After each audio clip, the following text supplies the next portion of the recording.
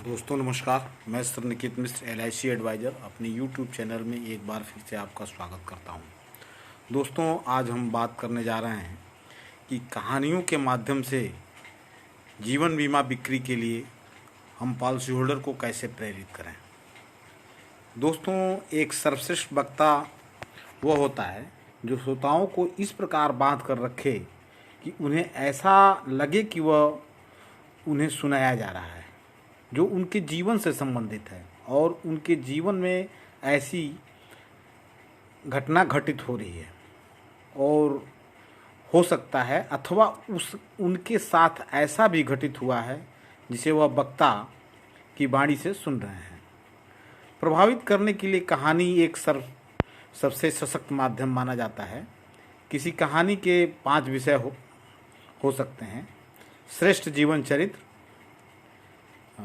कठिन समस्या, कोई विपत्ति, डिफ़िकल्ट प्रॉब्लम, चुनौती चैलेंज, या किसी समस्या का निराकरण अथवा उपलब्धि। हम एक अभिकर्ता होने के नाते अपने ग्राहक को एक महत्वपूर्ण व्यक्ति मानते हुए, उचित सम्मान देते हुए और उसकी स्थिति को समझते हुए उसकी प्रकृति के अनुसार और उसे प्रस्तुत करते हुए अपनी कहानी का विषय चुनना चाहिए। कहानी सुनाते समय अभिकर्ता को अपनी मानसिकता और हाव भाव को कहानी के अनुसार रखना चाहिए। ग्राहक को कहानी सुनाते समय अभिकर्ता को कहानी के अनुसार पूरी सक्रियता और एक रस्ता बनाए रखते हुए स्वयं भी प्रेरित बने रहना चाहिए। अपनी कल्पना शक्ति का पूरा उपयोग करना चाहिए। कहानी में प्राण डालना हो तो उसमें परातत्वों का रंग देना चाहिए। इस परातत्व के सम्मिश्रण में कल्पना शक्ति का पूरा उपयोग होता है। यह तत्व ग्राहक के इमोशंस, संवेगों को छूते हैं और उसे एक्शन लेने के लिए प्रेरित करते हुए बिक्री को संभव बनाते हैं। सर्वश्रेष्ठ कहानी और उसे सुनाने की विधि हमारे हृदय को ही छू जाती है, हमें हिला कर रख देती है। श्रोता को यह पूछने के लिए ज़ोर ज़ोर से उससे कहलवाती है, मैं ऐसी स्थिति में होता तो मैं क्या करता। यदि हम अभिकर्ता ऐसा कर सकें तो हम एक सफल अभिकर्ता भी बन सकते हैं। कहानी का प्रभाव यह होता है कि ग्राहक स्वयं से पूछता है, यदि कहानी का पात्र ऐसा कर सकता है तो मैं क्यों नहीं कर सकता। दोस्तों जीवन बीमा करवाने और न करवाने वालों के संबंध में कुछ कहानियों को पढ़िए, लोगों से सुनिए और पूछिए। अपने स्वयं के जीवन में बीमा बिक्री करते हुए और व्यावसायिक सेवाएं देते हुए कुछ चुनौतियां से लड़ने और जीतने वाले सफल और असफल लोगों आपको मिल जाएंगे। ऐसे कुछ व्यक्ति भी मिल जाएंगे जिन्होंने तिनका तिनका करके अपनी हवेलियां खड़ी कर ली, थोड़ा थोड़ा नियमित रूप से धन बचाकर एक बड़ा व्यापार खड़ा कर लिया। अनेक ऐसे व्यक्ति भी आपको मिल जाएंगे जो घोर विपत्ति में पड़े और उसमें से बहुत शक्तिमान बनकर निकले। कुछ बीमाधारी भी आपको ऐसे मिलेंगे जिन्होंने अपना जीवन बीमा कराया और उसका हित लाभ उनके संकटों, विपत्तियों और अन्य परिस्थितियों में उन्हें अथवा उनके परिवार को मिला। दोस्तों अपनी कहानी सुनाने की तकनीकी को भी उन्नत करते रहिए। कुछ नाटकीय तत्व भी उसमें डालिए, कुछ अच्छे डायलॉग भी अपनी प्रत्येक कहानी में डालिए। दोस्तों नकारात्मक कहानियों की अपनी एक भूमिका है। अनेक बार भय भी कार्य करने को प्रेरित करता है। मेरा तो पक्का मत है कि भय ही इस संसार में व्यक्ति को हमारे पूर्वज बंदर से मानव बनाने में सबसे बड़ा तत्व है।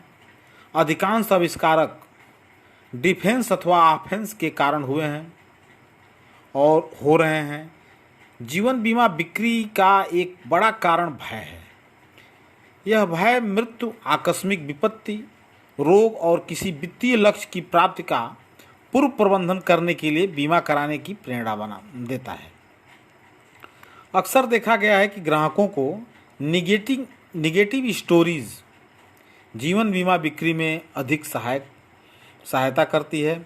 जैसे किसी स्वजन की मृत्यु पर उस परिवार की वर्तमान वित्तीय स्थिति में उठाए गए कष्ट और अपमानपूर्ण जीवन में जीना अथवा पढ़ना।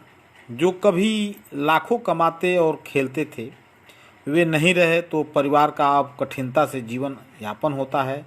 बच्चे छोटे हैं, काम नहीं कर सकते, उधार डूब गई, लेने वाले आ गए, गुजारे के लिए संभल कर चलना पड़ता है। ग्राहक की विपत्ति कठिनाइयाँ जब पड़ जाती है तो व्यक्ति बचत करने के लिए चिंतित रहता है और बचत करना और बीमा कराना चाहता है। स्थिति अच्छी होने पर व्यक्ति यह मानकर चलता है कि उसकी संपन्नता, आय, स्वास्थ्य और व्यापार ऐसे ही चलते रहेंगे। मैं ऐसे ही एक परिवार को बीमा नहीं बेच सका था। आज वह परिवार निर्धन हो गया है। परिवार के एक व्यक्ति को कैंसर हो गया, वह मर गया और लाखों रुपयों का धन, समय, अनेक सदस्यों की श्रम शक्ति का उसको चिकित्सा में व्यय हो गया। व्यक्ति भी गया और धन भी ले गया। ऐसी कहानी प्रत्येक संपन्न व्यक्ति को प्रेरित कर सकती है। सकारात्मक कहानियों की अपनी अलग भूमिका होती है। दृष्टिकोण में परिवर्तन, नया निर्णय लेने में सच्ची सकारात्मक कहानियाँ बहुत महत्वपूर्ण भूमिका निभाती हैं। जिन्होंने जीवन बीमा की नियमित बचत से लाखों रुपए जोड़ लिए, ऐसे उदाहरण बहुत मिल जाते हैं। हमें इन उदाहरणों का भरपूर उपयोग करना चाहिए। भविष्य में सपने सच करने के लिए कहानियों का उपयोग सर्वाधिक होता है। व्यक्ति सपने देखता है और सपनों को सच करने के लिए एक्शन लेना आवश्यक है। सपने पूरे करने के सब साधन प्रेरित करने वाले साधनों में जीवन बीमा सबसे सशक्त साधन है। इस निवेश में जुआ नहीं है। इसलिए ग्राहकों की कामनाओं, इच्छाओं और सपनों को जानिए और उन्हें पूरा करने के लिए उसकी इच्छा अनुकूल स्थिति का चित्रण करते रहिए। एक दो सच्ची कहानियाँ सुनाइए।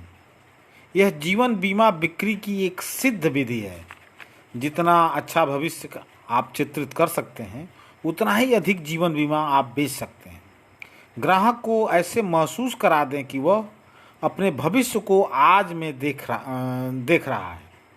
इस स्थिति में एक नशा सा आ जाता है। व्यक्ति इस संसार से कट जाता है।